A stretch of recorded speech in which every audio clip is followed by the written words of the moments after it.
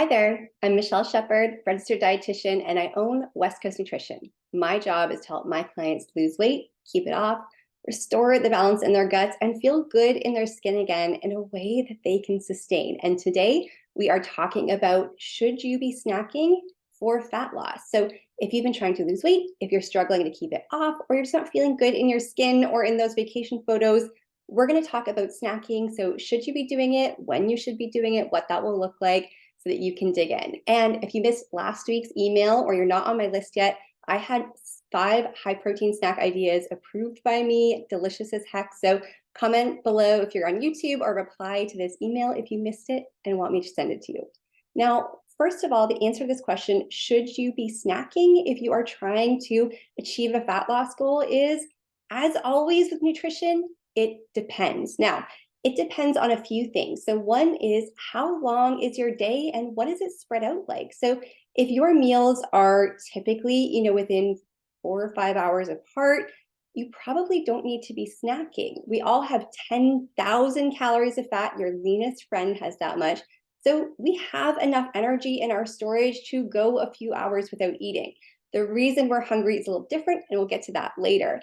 So if you have sort of reasonable and predictable timeframes between meals, and you feel satisfied, you do not need to snack just because. We are adults, we're not growing or developing. And so if you're doing a desk job, you're sitting in a home office like me on Zoom calls, you don't need to add it. Enjoy those really balanced meals, stay satiated, drink your water, but no need to add anything else. Now, if you are wondering like, well, I am 25 or I am 45, your age and activity level are also going to impact whether you should snack or not if you have a fat loss goal. So for some of my younger clients, those who are like, 20s and like maybe early 30s, you might get away with spreading your meals out into smaller, more frequent meals.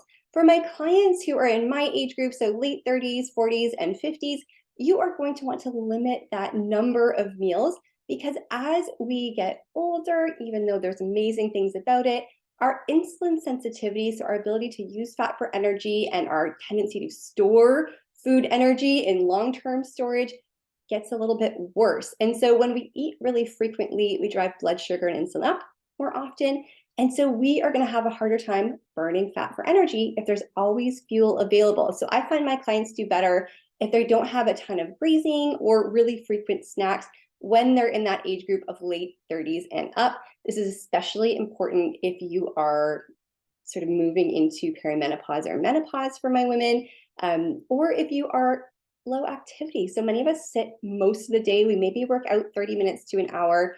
But so that activity part, if you are, working out a moderate amount, so normal, under an hour a day, you're not going to need a ton of snacks to recover from that, especially with a fat loss goal. We want that to help us build a little calorie deficit. If you are quite active, so you're doing more than 90 minutes a day, you're training for a marathon or a Grand Fondo or some sort of endurance activity, or you're doing more than one workout a day, you're definitely going to need some snacks in order to both fuel those workouts and recover. And so that's something you want to dig into a little bit differently. Now, for most of us, we're too busy like all day working and then doing adulty things at night to have that time. But activity level does matter just as much as age. And that last part of whether you should, snack for fat or loss in the it depends category is your metabolic health. So for those of you who, again, are in perimenopause or menopause, as estrogen starts to decline, we lose insulin sensitivity, we lose muscle mass much more easily. Those things make it harder to lose weight. So we actually want to allow those spaces between meals to challenge ourselves gently to build the machinery we need to burn fat for energy more effectively. And that's one of the reasons my clients find fat loss gets easier over time instead of harder the way it does when we just cut calories, willy-nilly right out the bat. The other is if you are pre-diabetic or diabetic, if you're starting to see some of those metabolic changes, on your blood work or with your doctor, you are going to want to look into snacking a little bit less. If you're super healthy, super active, no metabolic, differences, you might get away with more frequent snacking. And for some genetics, you may also do fine with that.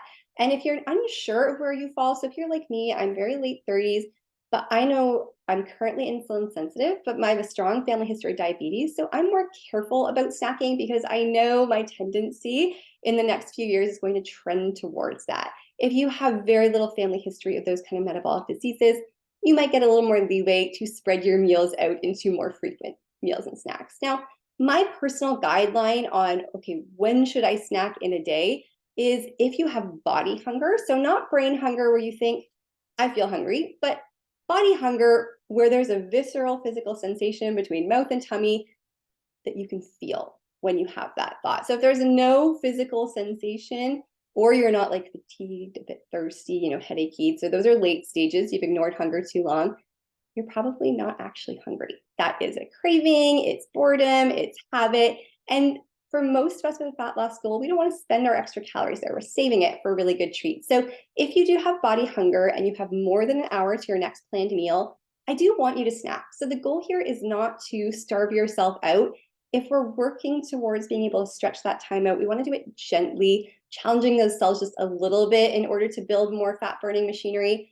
If you just starve yourself out for like 90 minutes or 2 hours, you get really ravenous by the time you have a meal, your hunger hormones will have creeped up and you are going to overeat that day, that night, or at least by the weekend or a week or two later. So starving yourself out, getting way past that hunger threshold, more than an hour, at a time is actually going to bite you in the butt versus have a long-term positive effect. So move gently on this one. Don't feel bad if you're snacking. And remember that for some people, our bodies are different. So if your stomach pound for pound is smaller than someone else, you might not be able to eat enough in a meal to go, as long as someone else. So you might do well with like 3 meals and like 1 snack in the afternoon. There's no perfect answer to this, the way there's no perfect diet for fat loss.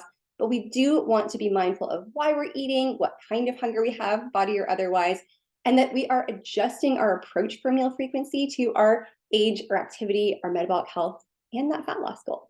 So I hope you found this helpful, and I want you to stay tuned because in the next week, we're going to talk about will you snack or should you snack if you have digestive issues like bloating and reflux or IBS or even constipation, diarrhea, and IBD, like Crohn's and colitis.